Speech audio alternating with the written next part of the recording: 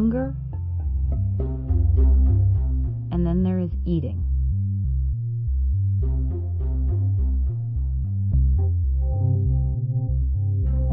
Well, at first glance, eating seems pretty simple, that somebody's hungry, their body sends out a signal, they eat. But of course, it's much more complicated than that. There's a pretty complicated relationship between hunger and eating, and I think that one of the big factors is the environment that you live in. Hunger is a biological motive. Eating is a complex interaction of biological, cultural, social, and psychological factors that determine when, how much, and how often you respond to your hunger. In order to understand the regulation of hunger and eating behavior, we need to begin with some basics on how food is converted to energy in the body. The food that you eat is broken down by enzymes and absorbed in your intestines. The simple sugar glucose is the main source of the body's energy. Increases in the hormone insulin secreted by the pancreas diminish blood glucose, partly by converting it to stored fat.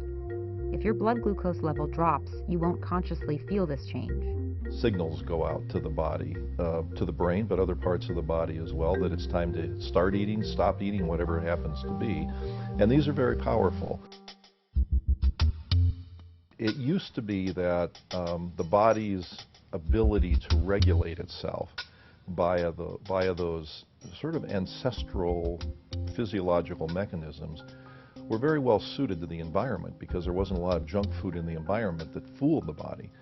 Now it's a whole different picture. The body's weight, pretty simply, is determined by calories in and calories out. How much you eat is essentially the calories in, and how many calories you burn, not only through exercise, but your basic bodily processes that have to have energy to be sustained. Your heart beats, your blood is moving through the body. All these things require energy. But it's a balance of calories in, calories out that determine body weight.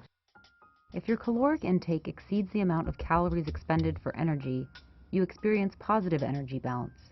There is more glucose than your body needs for its energy requirements, and the excess glucose is converted into reserve energy, or fat.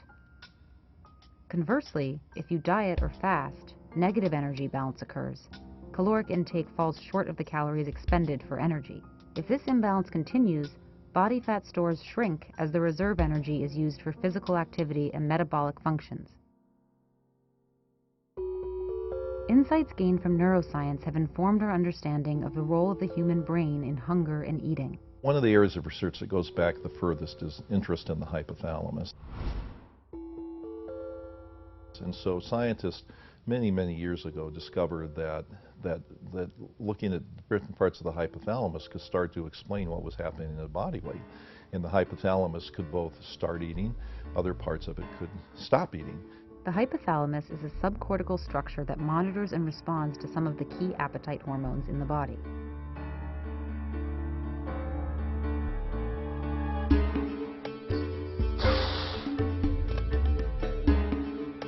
When we're hungry, when we're eating, and when we are full, the hypothalamus is constantly monitoring key hormones and responding accordingly.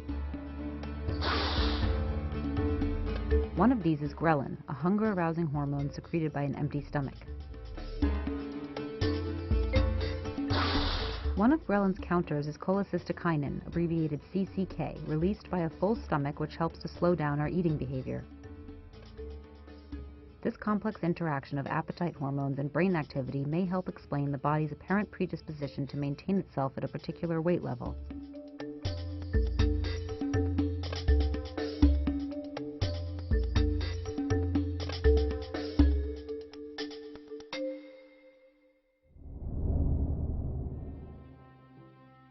So there are plenty of environmental cues that trigger people to eat. It so happens there are many more now than used to be the case.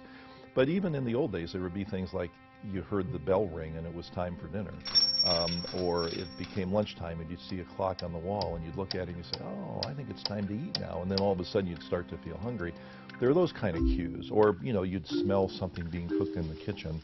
Those are sort of in the normal range of cues, and they probably serve a useful purpose and don't lead people to overeat. The problem now is that the cues are everywhere all the time. So the food environment has become very toxic because of the availability and access that people have but much more to the unhealthy choices than healthy ones. Unfortunately, the environment that we live in right now, there are a lot of foods that are high in sugar, salt, and fat, and those are heavily marketed to kids. They're heavily palatable. You can't drive anywhere without going past food queues. You see the signs of the fast food restaurants. Everyone has a drive-in window to make it very easy. If you're a kid in school and you walk past those soft drink machines every day, those are queues.